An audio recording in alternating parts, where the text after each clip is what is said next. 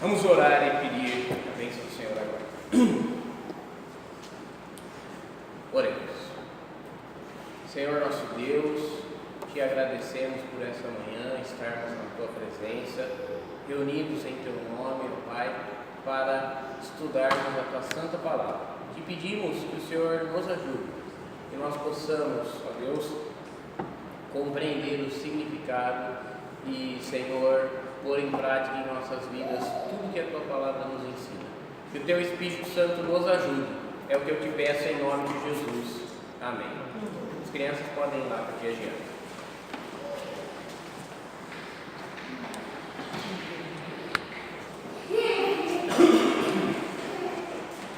Bom, irmãos, então, fazendo uma revisão da lição 7ª aí, que a gente viu as trombetas, vamos só dar uma passada rapidinha aí. Então, o último selo revela a última trombeta. Lembrando que a gente está trabalhando com a hipótese de que os selos são preliminares do Apocalipse, né? Ou seja, são eventos que antecedem a revelação do rolo de fato. Então, com a abertura do 7º selo, João viu 7 anjos tocando as 7 trombetas. O soar das trombetas evocam pragas como as do Egito sobre os impenitentes, tá? Então, por isso que eu acredito que a igreja vai estar na terra, essas pragas vão cair sobre os ímpios e vai poupar a igreja. A igreja vai estar sofrendo perseguição pelo anticristo, pelos adoradores da besta, durante a grande tribulação. A igreja vai estar sofrendo perseguição. Porém, os ímpios vão estar sofrendo da ira de Deus, que são as pragas. Depois nós vimos também que há um interlúdio entre as trombetas, entre a 6ª e a 7ª, e tem uma visão que o João cobre um foro de livro, né? Um rolinho de livro, e isso nos fala da vocação dele para prosseguir profetizando. Depois nós vimos também as 2 testemunhas, está tudo dentro do interlúdio entre a 6ª e a 7ª trombeta. As 2 testemunhas são um símbolo da igreja pregando durante a grande tribulação. E aí a gente se questionou, né? Há uma possibilidade dessas 2 testemunhas, naqueles tempos, serem de fato 2 pessoas? Há essa possibilidade. Há uma possibilidade de existirem 2 pessoas realmente que sejam as 2 testemunhas. Não há nenhuma condição, pelo menos na minha humilde opinião, real, da gente identificar quem são elas. Se alguém disser assim, não, as 2 testemunhas são Moisés e Elias, ou as 2 testemunhas são fulano e ciclano, aí eu acho que é especulação da pessoa, tá? Então, nós não precisamos procurar saber quem são, mas o que elas significam. Então, pode ser? Pode. Pode não ser? Pode não ser 2 pessoas literais. Mas o que elas significam? Isso nós sabemos. O que elas significam é a igreja que vai estar pregando durante a grande tribulação. Então, o que nos interessa principalmente é o significado. E finalmente nós vimos que a 7ª trombeta anuncia o fim do mundo. E dentro da sequência das visões que o João teve, o livro encerra o assunto do fim do mundo. O livro termina o assunto do fim do mundo. Ele já terminou outra vez, né? Lá no capítulo 6, quando acaba o capítulo 6, conta a vitória, né, do povo de Deus. Ali acaba o quadro. Aí depois o que vem no 7º selo e as trombetas, na verdade já é uma camada em cima da anterior. Se a gente analisar a leitura, a gente consegue perceber essas camadas. Por exemplo, lá quando fala do 5º selo, que os poderes, aliás, o 5º selo, as almas debaixo do altar. O 6º selo fala que os poderes do céu foram abalados, né? Que o sol não deu a luz, a lua se tornou em sangue. Isso nos lembrou do sermão profético de Jesus. Então, esse momento que nós chamamos do dia da ira do Cordeiro. Lembram dessa visão, né? Quando a gente chega nas 7 trombetas, a gente percebe que ela não é um evento novo. Ela, na verdade, só uma camada em cima daquele evento que o 6º selo descreveu, que é o dia da ira do Cordeiro. Então, não é uma coisa que vem na sequência, é uma coisa que está sobreposta, né? Ou seja, as 7 trombetas dão mais detalhes do que o 6º selo disse superficialmente, que foi o grande cataclismo, as estrelas caindo do céu, etc e tal. Quando a gente chegar nas 7 taças, a gente tem que pensar da mesma maneira. As pragas, né? As taças da ira de Deus. pragas que elas vão trazer não são eventos novos, são eventos que já foram descritos, representados no dia da ida do Cordeiro, lá no sexto selo, representados as 7 trombetas e agora representado na forma das 7 taças. Então é mais uma camada que se sobrepõe. Estou falando sempre desse tema, né? Dia da ira, as pragas vão vir, porque é mais fácil de relacionar. Mas no livro existem outras marcas que a gente pode encontrar elas antes da abertura do 7º selo, que elas vão se repetir depois ao longo do texto, né? Por exemplo, quando fala das almas que sobem da grande tribulação, porque elas foram perseguidas pela besta, porque elas foram lavadas no sangue de Jesus, a gente vê isso de novo nas 2 testemunhas, porque a besta, né, persegue as 2 testemunhas. E nós vamos ver isso aí de novo a partir do capítulo 13, quando João vai começar a dar detalhes, quem é a besta, quais são as bestas. Então a gente tem que sobrepor essas camadas e não ir pensando que isso tem uma sequência linear. Então, a lição de hoje é a 8, no início de um conflito. Eu vou deixar as perguntas aí para vocês, né? Tem mais perguntas hoje, mas as respostas são tranquilinhas, tá? Ao invés de 4 são 6, mas de boa. É que na verdade assim, eu poderia fazer a 1 e a 2 juntos, entendeu? Quem é a mulher e o dragão, mas eu só separei só, tá? É tranquilo, aí nós vamos ver que na própria leitura da revista aqui também dá uma explicação fácil. Hoje eles são 8 ou 7? Hoje é 8. A 7? A 7 foi semana retrasada. Então vamos lá, Apocalipse capítulo 12.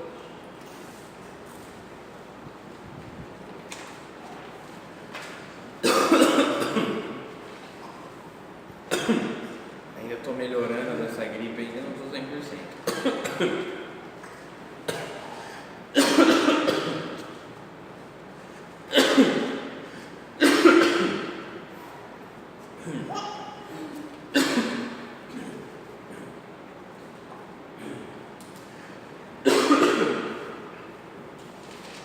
Quem pode ler para nós?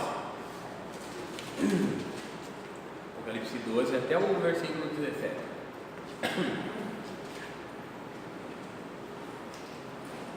Viu-se um grande sinal no céu, uma mulher vestida do sol, tendo a lua debaixo dos pés, e uma coroa de 12 estrelas sobre a cabeça. Ela estava grávida e gritava com as dores de parto, sofrendo tormentos para dar à luz. Viu-se também outro sinal no céu, um grande dragão vermelho, que tinha 7 cabeças e 10 chifres, e sobre as suas cabeças 7 diademas. A sua cauda levou após si a 3ª parte das estrelas do céu e lançou-as sobre a terra. O dragão parou diante da mulher que estava prestes a dar luz, para que, dando a ela a luz, lhe devorasse o filho. Ela deu à luz um filho, um varão que há de reger todas as nações com vara de ferro. E o seu filho foi arrebatado para Deus e para o seu trono.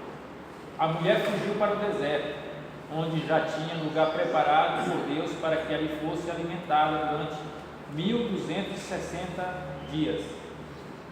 E houve guerra no céu. Miguel e os seus anjos batalhavam contra o dragão, e o dragão e os seus anjos batalhavam, mas não prevaleceram, nem mais o seu lugar se achou nos céus. E foi precipitado o grande dragão, a antiga serpente, que se chama Diabo e Satanás, que engana o mundo todo. Ele foi precipitado na terra e os seus anjos foram lançados com ele.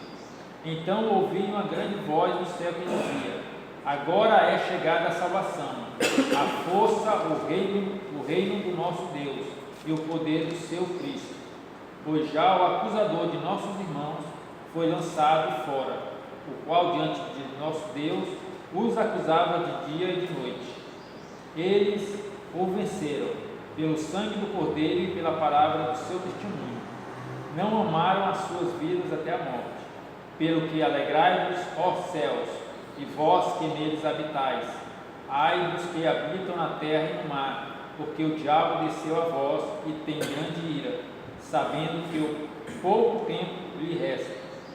Quando o dragão se viu lançado na terra, perseguiu a mulher que dera à luz o filho varão, e foram dadas à mulher as duas asas da grande águia, para que voasse até o deserto, ao seu lugar, onde é sustentada por tempos e metade de um tempo, fora da vista da serpente.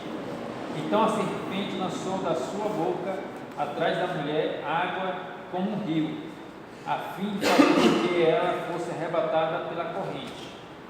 A terra, porém, ajudou a mulher, abrindo a sua boca e engolindo o rio que o dragão lançara da sua boca.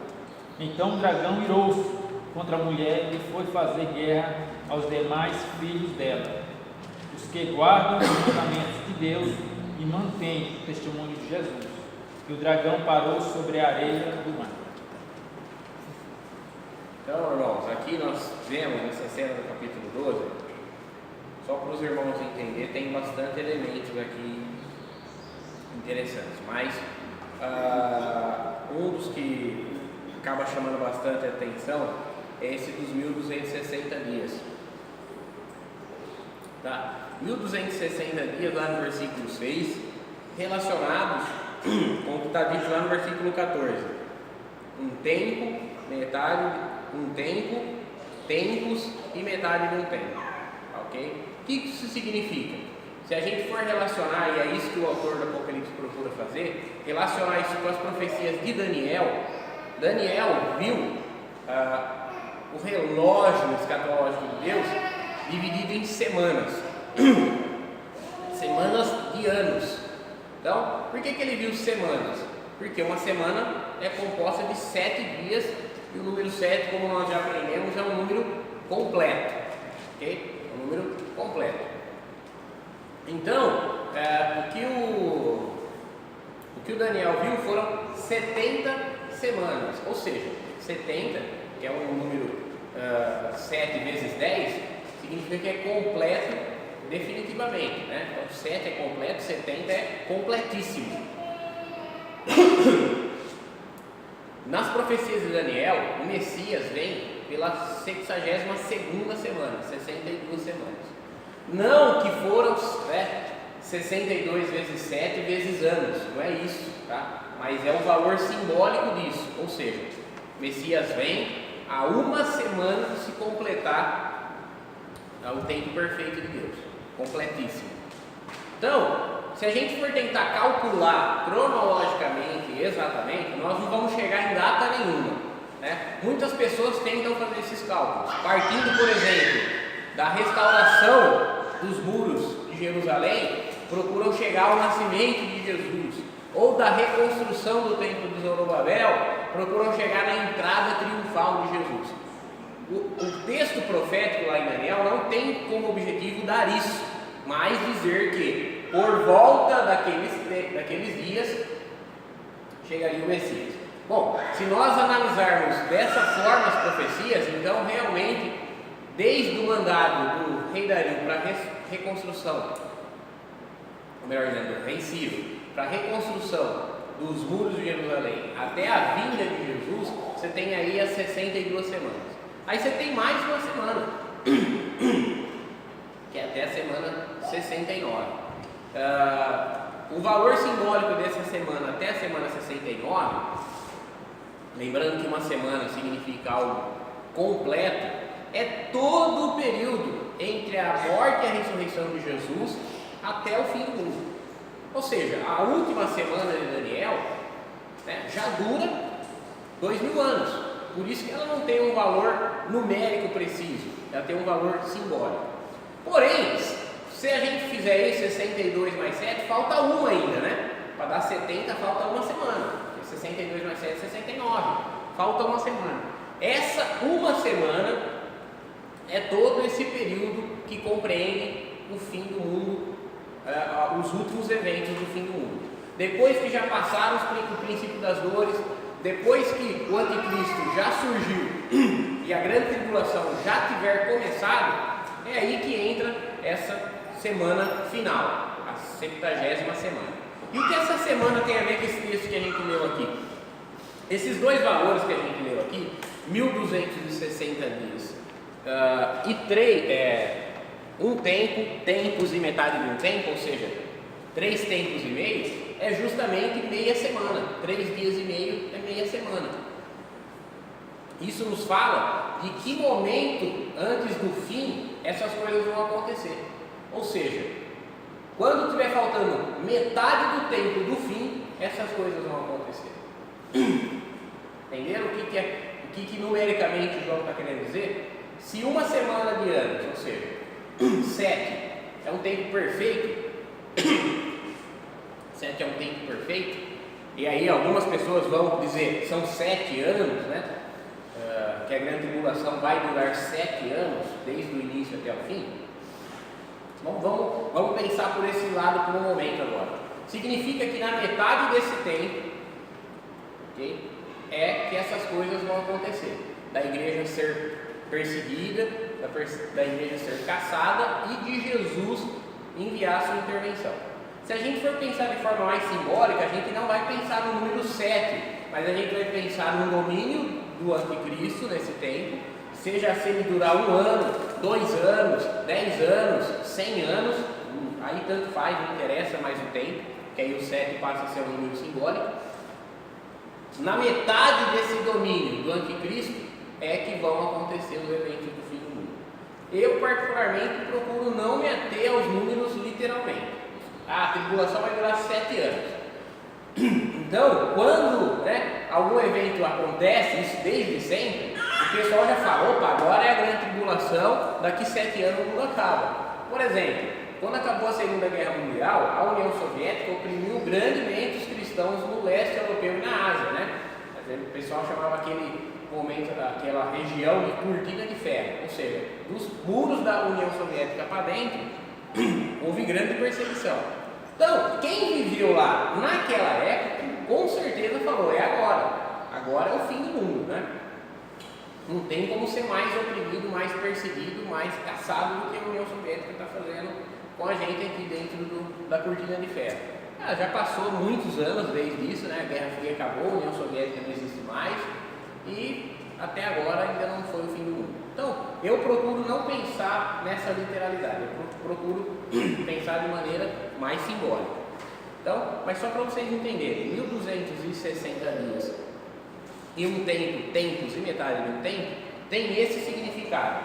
Metade de uma semana completa, metade de um tempo completo. Entendendo que um tempo completo é o tempo em que essas coisas vão acontecer. É o tempo em que o fim do mundo vai acontecer. Dure quantos anos durar. Esse tempo é um tempo completo. Na metade desse tempo é que o dragão vai perseguir os filhos da mulher. Vamos agora aqui para a revista. Motivação. Diante de cada dificuldade, é muito comum que as pessoas se perguntem sobre o porquê de tal fato ter acontecido. Diante de um crime, uma morte, uma fatalidade, as vozes se levantam para Deus. Por que essas coisas acontecem? Nos tempos do Apocalipse, não era diferente. Antipas, da cidade de Pérgamo, servo fiel de Deus, havia morrido por causa da sua fé. Outras injustiças estavam para desabar sobre as igrejas. O capítulo 12 de Apocalipse conta para seus leitores as razões para essas coisas acontecerem. Os estudiosos do Apocalipse, em linhas gerais, concordam que há uma espécie de ruptura nesse capítulo do livro, nesse livro do capítulo 12 em diante. Enquanto os selos e as trombetas são reveladas em uma sucessão ininterrupta, o capítulo 12 quebra a progressão, que só vai ser retomada no capítulo 15, com as 7 taças na mão dos 7 anos. O final do capítulo 11, a 7ª trombeta, descreve a consumação do reino de Cristo. Ou seja, poderia muito bem ser o fim do livro, né? Curiosamente, após o fim, vem um novo início, e dessa vez parece ser o início das dores messiânicas e a perseguição aos crentes fiéis. Uma série de elementos é iniciada quando se esperava que o livro estivesse para terminar. Isso tem levado alguns autores a não apenas apontar esse capítulo como centrais, mas indicar que o capítulo 12 é a chave para a compreensão do Apocalipse inteiro.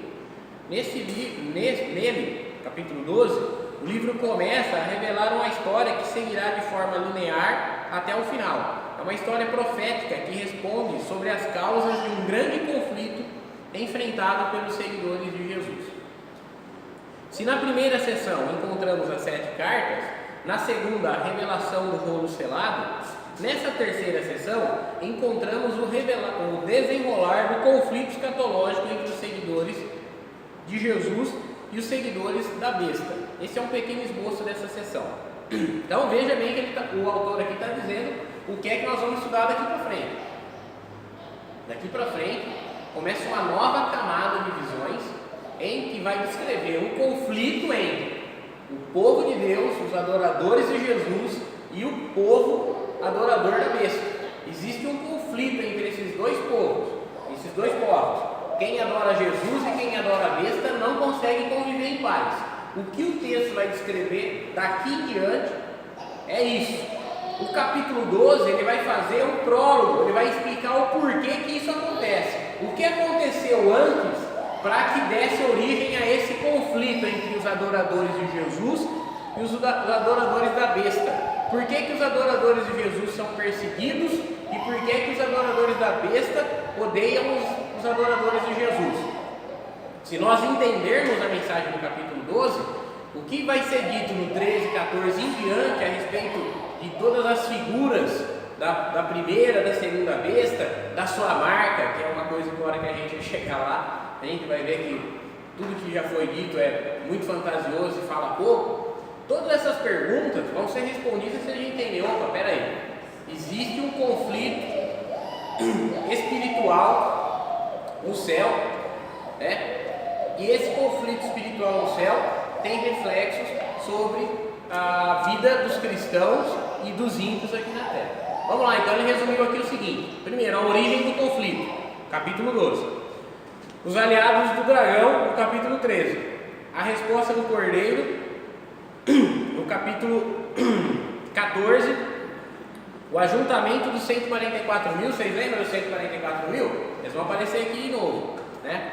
No capítulo 14 ainda, as 7 taças da ira de Deus, no capítulo 15, e aí se você fala assim, 7 taças da ira de Deus, eu já ouvi falar de ira, a ira do dia da ira do cordeiro, no 6º selo, eu já ouvi falar de pragas, as 7 trombetas. Opa, então essas 3 coisas, na verdade não estão alinhadas linearmente, na verdade elas estão sobrepostas, dia da ira do cordeiro, 7 trombetas, 7 taças.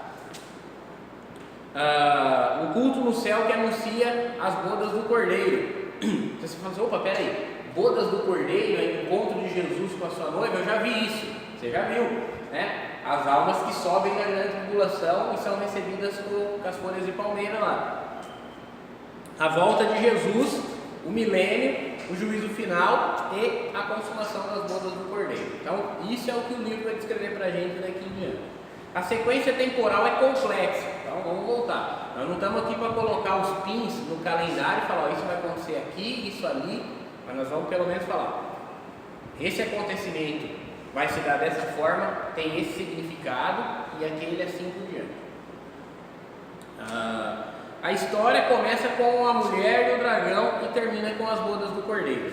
A primeira cena está no passado dos discípulos e a última cena no futuro, por isso é uma história contínua e linear. Então o que o capítulo 12 está narrando aqui é uma coisa que já aconteceu antes mesmo desse período do ano, por volta do ano 90 depois de Cristo, é uma coisa do passado mesmo, tá? E o que o livro vai narrando, aí já são eventos futuros, a partir do capítulo 13, coisas que para os leitores da época ainda estavam por vir. Depois nós vamos descobrir se ainda estão por vir para nós também. Uma das passagens mais angustiantes do Apocalipse se encontra no capítulo 12. Quem afinal nunca sonhou estar sob perseguição de um grande monstro no momento em que não consegue mesmo correr? A visão ainda apresenta uma mulher, talvez no momento mais indefeso da sua vida, no instante do parto. sob o ataque de um gigantesco dragão. A forma como a mulher é descrita sugere beleza e majestade. Ela é brilhante como o sol, grande como a lua e majestosa como uma coroa de estrelas. Os elementos usados para descrever a mulher ensolarada, com a lua e as estrelas como ornamento, provocam as lembranças da narrativa de José, quando ele viu seu pai e sua mãe e irmãos como o sol, a lua e as estrelas. Esses elementos nos levam a identificar a mulher como o povo de Israel. E aí o autor George Led, ele acrescenta o seguinte: não o Israel nação, mas o Israel ideal, ou seja, o povo de Deus da antiga aliança. Como Paulo fala, nem todos que estão em Israel são israelitas. Ou seja, só é Israel de verdade os crentes.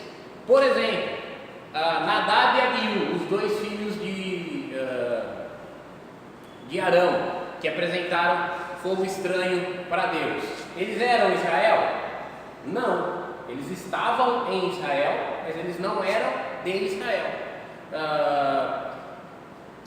Como que é o nome? Corá e Abirão, que são os dois opositores de Moisés lá também durante as passagens do deserto, os 40 anos do deserto.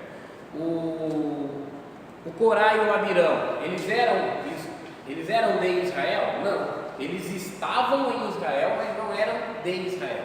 Então, quando a gente não fala assim, a mulher é Israel, a mulher é o povo de Deus da antiga aliança, não a nação de Israel, mas o povo fiel de Deus da antiga aliança. Ok? Então, o autor George Led chama isso de Israel ideal. Uma ação primordial está ligada diretamente à mulher, que é o povo de Israel, ou o povo de Deus, como eu prefiro chamar. Ela está em trabalho de parto. O parto define a forma como a vida virá ao mundo. Nesse caso específico, as dores de parto são messiânicas e apontam para o nascimento do Messias, não o nascimento dele em Belém, né? No dia que os pastorzinhos vão ver ele lá e o rei Herodes quer matar ele e os magos vão visitá-los. Não por esse momento histórico, mas por dia do seu nascimento, no sentido de no dia da sua vinda, de quando ele manifestou-se como Messias, tá ok? Então, o Apocalipse não tem a pretensão de dizer que a mulher vestida de sol é Maria e que o bebê nascido é Jesus no dia que ele nasceu lá em Belém. Não é isso que o texto está dizendo. A mulher é a mãe, ou seja, quem gera esse Messias, ou seja, o povo de Deus, que na antiga aliança eram os judeus, e o bebê dela é o Messias no sentido da manifestação do Salvador do mundo, e não do nascimento do menininho Jesus. Beleza? O segundo personagem visto por João é um grande e assustador dragão. Os elementos usados para descrevê-lo produzem medo e terror. Ele é assustador. O mesmo capítulo mais à frente identificará o dragão como a antiga serpente que levou Eva ao pecado. Naquela oportunidade, ela provocou a queda da mulher e toda a sua descendência. Mas nessa história, ele não será vitorioso. Fracassará em destruir a mulher e o seu filho Messias. Versículo 4 descreve arrastando um terço das estrelas do céu, o que parece ser uma referência à queda dos anjos. Parece ser, tá? Parece ser. De qualquer forma, o que é esse arrastar das estrelas com a cauda do dragão significa? Significam que o dragão não é um ser qualquer. Que o dragão tem certo poder para derrubar as estrelas do firmamento. Embora a gente saiba que em termos de astronomia isso é impossível, em termos de visão isso é algo assustador. Opa, alguém tem poder de passar, né, limpar com a sua cauda um terço das estrelas que estão no céu.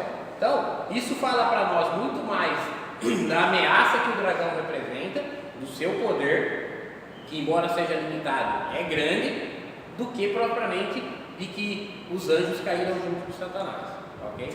Embora a gente saiba que tem anjos que caíram junto com ele, mas não é esse o foco da visão. Satanás não caiu sozinho, outros seres o acompanharam. A mulher deu à luz um filho homem, varão é homem, hein? Deu à luz um filho homem, descrito pela narrativa como aquele que irá pastorear as nações com vara de ferro. Esta passagem é uma citação do Salmo 2, tradicionalmente messiânico. A mulher deu à luz ao Redentor das nações.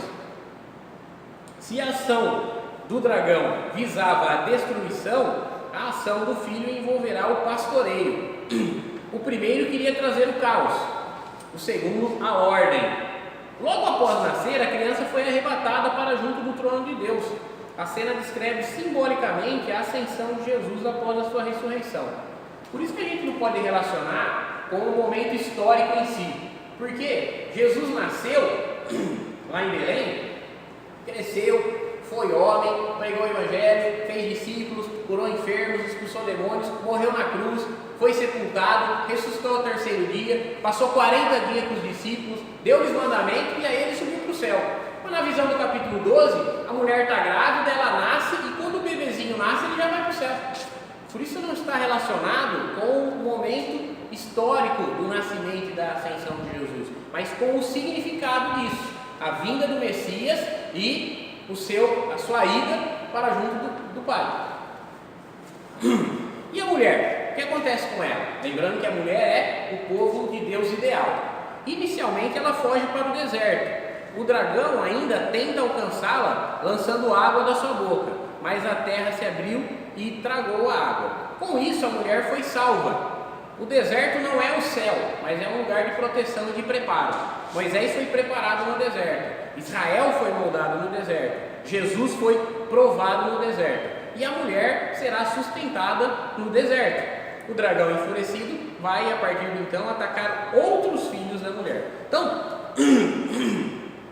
tudo isso nos leva a pensar o quê? Que apesar do dragão estar enfurecido e perseguindo a mulher, que é o povo de Deus, ela vai receber livramento. O dragão não vai ter êxito nessa perseguição. Então o dragão é o diabo e Satanás, já foi dito, né? No próprio texto a gente vê que o dragão, que é a antiga serpente, que se chama o diabo e Satanás. A mulher, que é o povo de Deus, o povo ideal de Deus, ela é odiada pelo dragão e perseguida por ele, porém ela é protegida por Deus. Na visão, é uma visão muito simbólica também, ela abre sua boca e águas tentam tragar a mulher como numa inundação, numa enchente, a terra se abre e engole essas águas, protegendo a mulher. A gente não tem que ficar aqui procurando entender assim, o que significam as águas, o que é a terra que protege a mulher. Não é isso que o texto está tentando transmitir para nós. O texto está tentando transmitir para nós o quê? Que os ataques do dragão são poderosos, né? É como se fosse uma enchente, uma tsunami, uma inundação, só que o livramento dado por Deus é ainda maior. Então é isso que nós temos que pensar. Uma mulher, que é o povo de Deus, sendo perseguida pela serpente, que é Satanás, sendo protegida, livrada dessa perseguição. Beleza? A guerra no céu. Então isso que o texto descreveu são acontecimentos aqui na terra. Mulher no deserto, o dragão atrás dela. Agora o texto volta-se para um evento no céu. O texto diz que Miguel e seus anjos expulsaram o dragão do céu. Quem é esse personagem? O grande dragão é a antiga serpente, o diabo Satanás. Ele ainda recebe os atributos de sedutor do mundo e chefe de um grupo de anjos. Outro título será acrescentado ainda, acusador. A expressão antiga serpente está diretamente ligada à narrativa de Gênesis 3, que é a narrativa da queda. Essa identificação aponta para uma atuação do dragão por toda a história humana. A palavra diabo vem do grego diabolos, que pode ser traduzida ora como adjetivo, caluniador, difamador, ou ora como substantivo, dando nome ao diabo.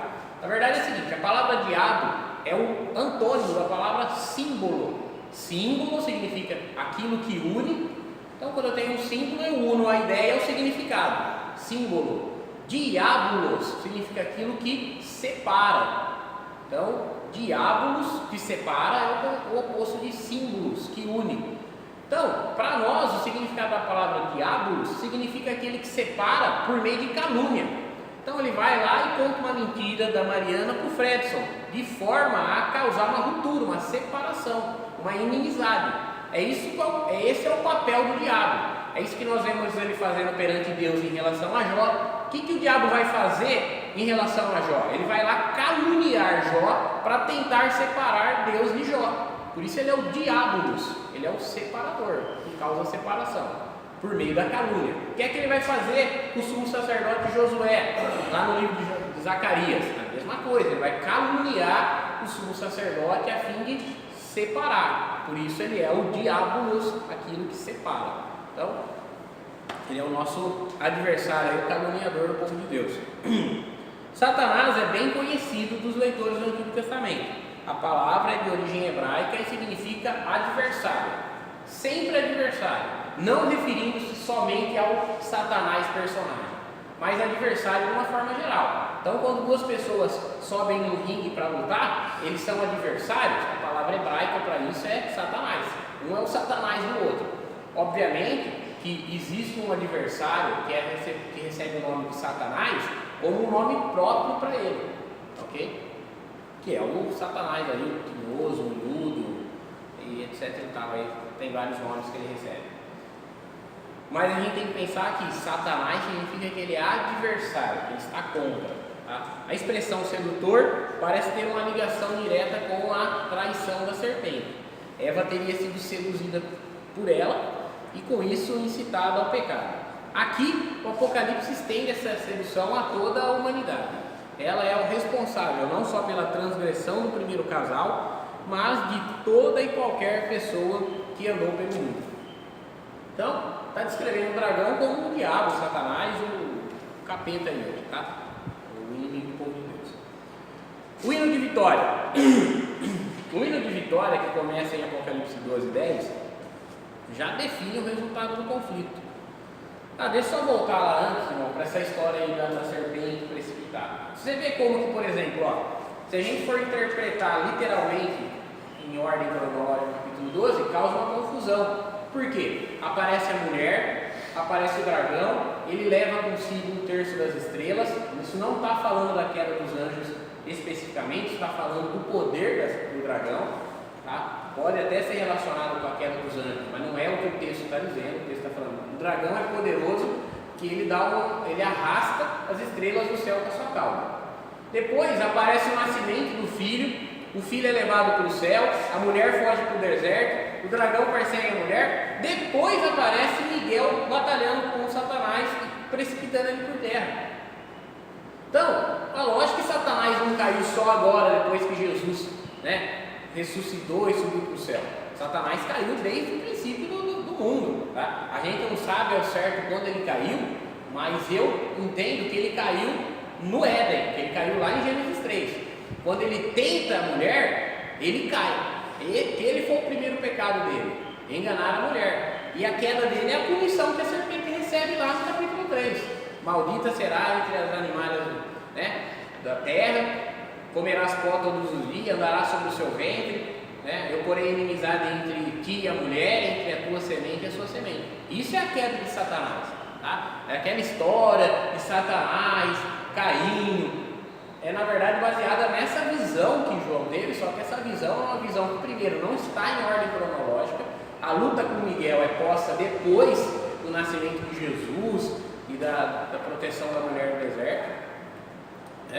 Então não pode ser o mesmo evento. Lógico que a visão do Apocalipse 12 tem mais do que o significado de contar o que aconteceu lá em Gênesis 3, quando Satanás ele se torna o tentador, engana a mulher e é punido por Deus. Ele cai em desgraça até o dia de hoje.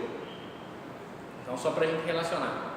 A gente geralmente vê, Miguel, ele derrotou Satanás, aí o Satanás caiu por terra. Isso foi lá no início, antes de Deus criar o Adão e Eva. Aqui a visão do Miguel de Satanás tem um significado, é o significado do povo de Deus, sendo protegido. Miguel aqui representa um protetor do povo de Deus, tá? É alguém que protege por ordem de Deus. E a queda de Satanás lá em Gênesis 3, ali sim é uma queda literal, um evento real. Existiu Adão, existiu Eva, a serpente enganou a Eva foi enganada, enganou seu marido, causou a desgraça da humanidade, a entrada do pecado no mundo. Como punição a isso tudo, Deus puniu a mulher com dores de parto, e com subjeição ao seu marido, puniu o homem com um trabalho duro e muitas vezes não recompensante, e puniu a serpente com desgraça, inimizade e repulsa dos seres humanos. É isso que aconteceu. Lá em Gênesis 3, literalmente. Aqui em Apocalipse 12, com outro intuito, outro significado. Agora vamos voltar para a vitória. O hino da vitória, começa em Apocalipse 12, 10, já define o resultado do conflito. O dragão acusava os irmãos no céu, dia e noite diante de Deus. Esse é o seu papel nas escrituras hebraicas, principalmente quando aparece na narrativa de Jó e no livro de Zacarias. Como impedimento do acusador, a corte celestial, nenhuma acusação poderia mais ser feita contra os crentes. Como resultado, o dragão está irado, tanto por causa da sua derrota no céu, quanto por saber que já tem pouco tempo. A queda do dragão com seus desdobramentos dolorosos significa que o fim está próximo. O ataque do dragão contra os descendentes da mulher é o último desesperado ato por parte do adversário. Então, o texto nos fala lá, o dragão é derrotado, ele cai por terra, ele está enfurecido porque ele caiu por terra, ok? E no versículo 17, o último versículo do capítulo, fala assim: o dragão irou-se contra a mulher, porque não consegue derrotá-la, né? Ele persegue, não consegue derrotá-la, ele lança um ataque poderoso, que é as águas que saem da sua boca, a terra se abre e frustra um ataque tão poderoso como esse, então ele fica irado, no versículo 17, e foi fazer guerra ao remanescente da sua semente. Outra tradução vai dizer assim: e foi fazer guerra aos outros descendentes da mulher, que guardam os mandamentos de Deus e têm o testemunho de Jesus Cristo. Quem é esse remanescente? Quem é esses outros descendentes? Quem são os filhos restantes da mulher? São os cristãos. Okay? Os cristãos são os outros filhos da mulher. Tá? Porque se a mulher é o povo de Deus, o Israel ideal, e o filho de Deus é Jesus, quem é que foi agregado nessa família depois disso? Seria o que? A igreja? É nós que não somos judeus, que não somos filhos de Abraão segundo a carne. Nós somos os outros filhos, os outros descendentes, a semente restante da mulher, desde aqueles dias até agora, a quem Satanás se volta, já que ele não consegue destruir a mulher e o filho foi levado para o céu. Mas então o povo de Deus aqui no caso realmente é os israelenses que são convertidos ao cristianismo. Não. O povo de Deus é a mulher. Tá? A mulher aqui é uma figura que eu não posso dizer que ela é Israel, que ela é a igreja, que ela é Maria. A mulher aqui, ela é o povo de Deus corporativamente, como um todo, dos quais nós fazemos parte e os judeus do Antigo Testamento também faziam parte. Agora Satanás se volta para os descendentes da mulher no nível do indivíduo, cada cristão individualmente. A mulher se representa o povo de Deus coletivamente e as sementes, os filhos da mulher, representam os cristãos individualmente, os crentes individualmente. É como se fosse o Brasil e cada brasileiro. Exatamente, como se a mulher fosse o Brasil e cada brasileiro fosse os descendentes dessa mulher. Por isso que a gente fala pátria amada Brasil, né? A gente chama ela de mãe, né? Seria mais ou menos que ele se refere à igreja como noiva de Cristo, ele também Não. sempre se refere. Não é a igreja como noiva, tá? É o povo de Deus como sendo de onde vem o Messias. Aqui, essa mulher aparece como mãe do Messias. E lá no final do Apocalipse, ela aparece como noiva do Messias. Então, ela não tem o mesmo significado, não é a mesma mulher. Não é a mesma mulher, tá? Essa mulher aqui, que a mulher em si não existe, tá? É lógico, é só uma figura simbólica, como não existe também a Mãe Terra, e o pessoal da ecologia chama o planeta Terra de Mãe Terra, né? Então, do mesmo jeito que não existe a mulher literalmente, mas a ideia dela é o povo de Deus que deu origem ao Messias. Essa mulher, esse povo de Deus que deu origem ao Messias, depois do Messias teve outros filhos. Quem? Nós. Nós somos esse povo. Mas nós somos filhos do povo, da nação israelense? Não, não é isso. A mulher não é a nação israelense. Quando fala de povo de Deus, é no sentido ideal dessa palavra. No sentido ideal da palavra. Tá? Então, a mulher, o povo de Deus, e onde veio o Messias, tem outros descendentes depois da vinda do Messias. Somos nós, né? Cada crente que é agregado no corpo de Cristo. Somos nós. Nós não fazemos parte do corpo da mulher, nós fazemos parte do corpo de Cristo. Tá? E aí, Satanás se volta contra esses outros descendentes, que é os cristãos no nível do indivíduo. Satanás vai se voltar contra você, contra você, contra você, contra você, no nível do indivíduo, já que no nível da coletividade ele não consegue pôr fim na igreja. Aliás, o povo de Deus, falei igreja aqui equivocadamente. Esse Israel, então, é a antiga aliança também é nossa? Ou é só Isso, a antiga e a nova. É o Israel ideal. Não é o Israel, nação israelita, e nem a igreja só. É o Israel ideal, é o povo de Deus ideal. Ou seja, todos os verdadeiros crentes, da antiga e da nova aliança. A ideia é essa, deixa eu ver se eu consigo falar de uma forma bem clara. Satanás persegue os cristãos, há lugares no mundo que os cristãos estão morrendo agora, e apesar dele perseguir os cristãos, ele não consegue destruir a igreja. A igreja não consegue deixar de existir. Já tem 2000 anos que Satanás persegue os cristãos, seja por meio do Império Romano, seja por meio dos bárbaros, seja por meio dos muçulmanos no ano 600, seja por meio do relativismo, do secularismo atualmente. De toda forma que Satanás procura perseguir a igreja, seja ideologicamente ou seja fisicamente, ele persegue os cristãos, prende os cristãos, mata os cristãos, mas a igreja só cresce. Sabe? Vamos falar bem a verdade. Quem em sã consciência iria querer entrar numa organização em que ao entrar nela, você é odiado por todo mundo, perseguido, preso e morto?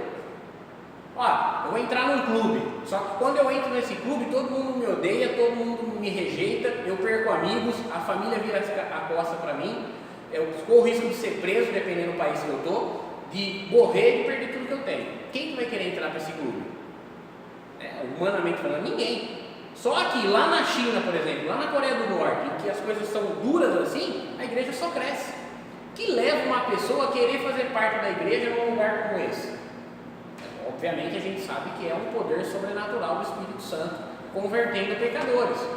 Mas Satanás ele pensa assim, cara, quanto mais eu mato esses caras, quanto mais eu prendo eles, quanto mais eu persigo, mais eles crescem. A igreja não desaparece da face da terra. Nesse sentido, a mulher é essa igreja que não desaparece da face da terra, no sentido coletivo, corporativo. No sentido do indivíduo, cada semente dela é cada pessoa que professa fé em Jesus Cristo e é perseguida por Satanás por causa da fé que professa. Ficou claro?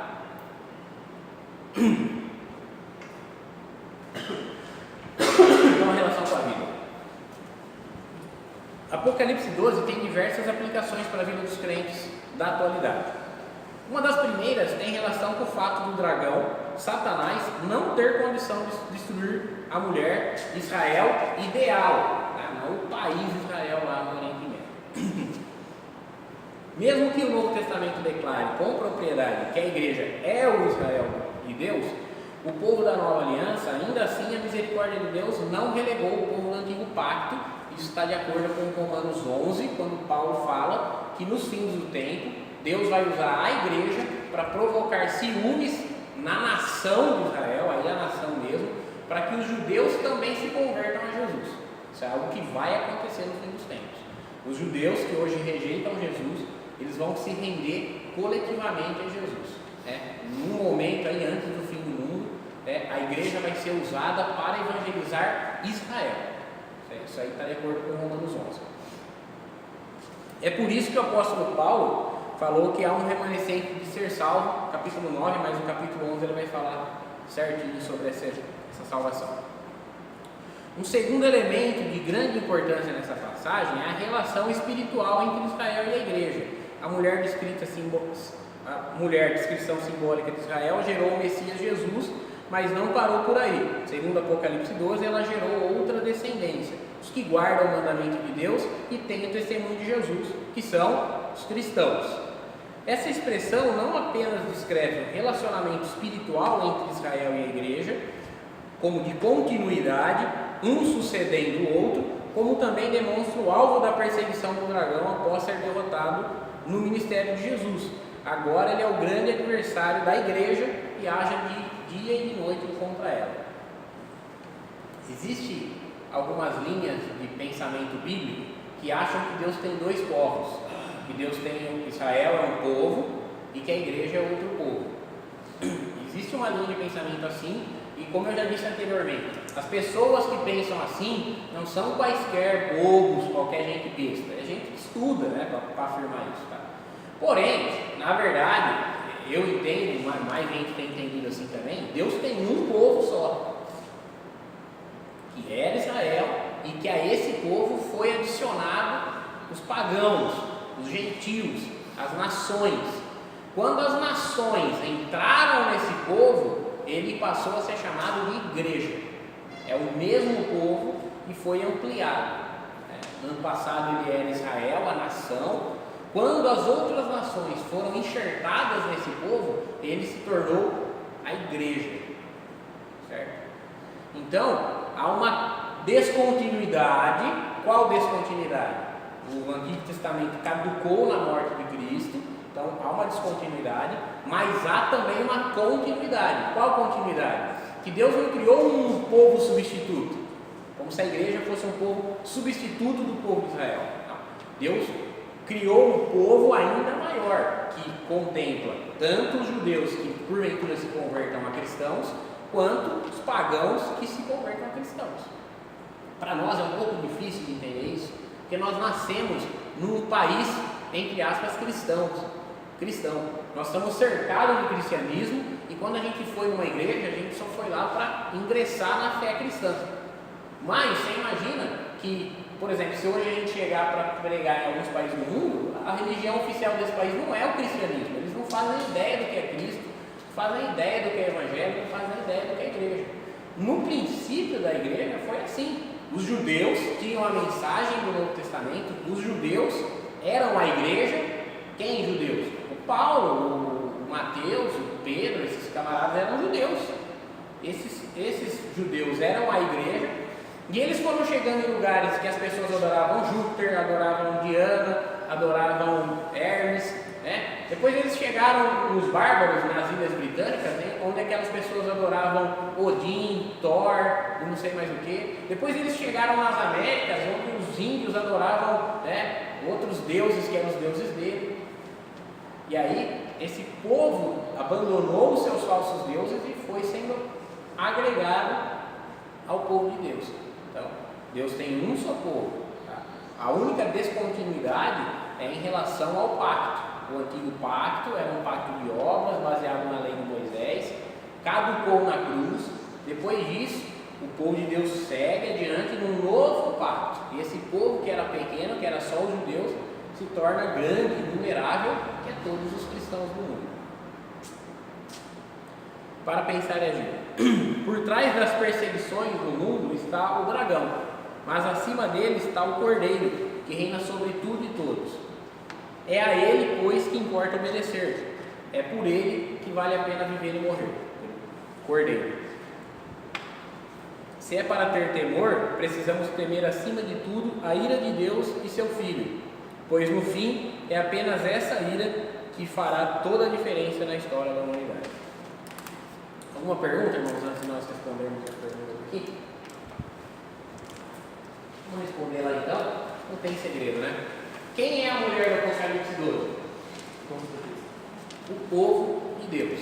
Tá? Se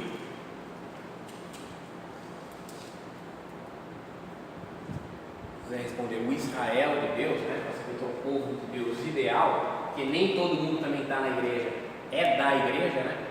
Do mesmo jeito que nem todo mundo que está em Israel é de Israel, nem todo mundo que está na igreja é da igreja. Né? Tem muita gente que tem joio semeado no meio do trigo, tem bode passeando no meio das ovelhas.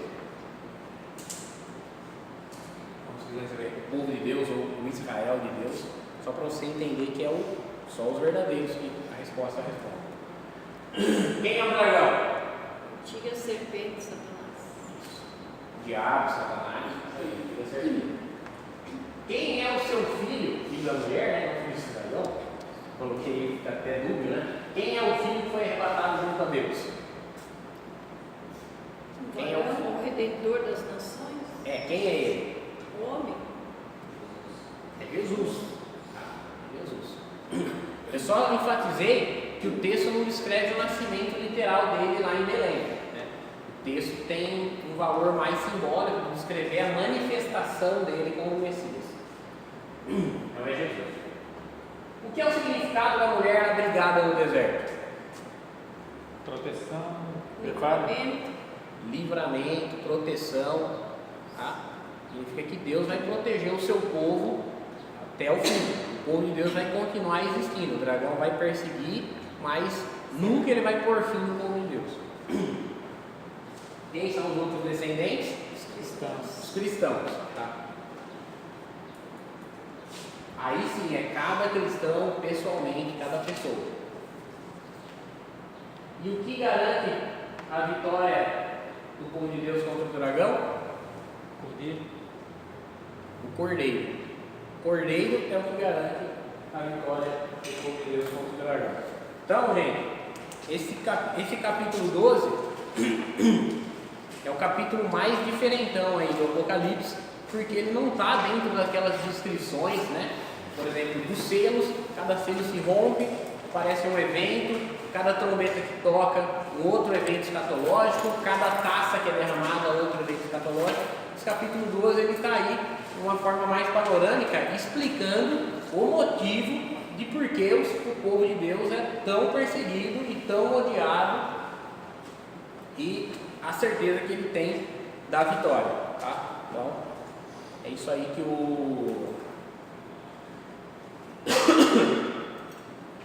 é isso aí que o capítulo 12 quer nos apresentar. Só a resposta que o Fred deu aí está lá no versículo 11, tá? E eles venceram pelo sangue do Cordeiro e pela palavra do seu testemunho, e não amaram a sua vida até a morte. Então é isso que garante a vitória do povo de Deus, está lá no capítulo 11, é o sangue do Cordeiro. Beleza? Alguma pergunta, alguma dúvida?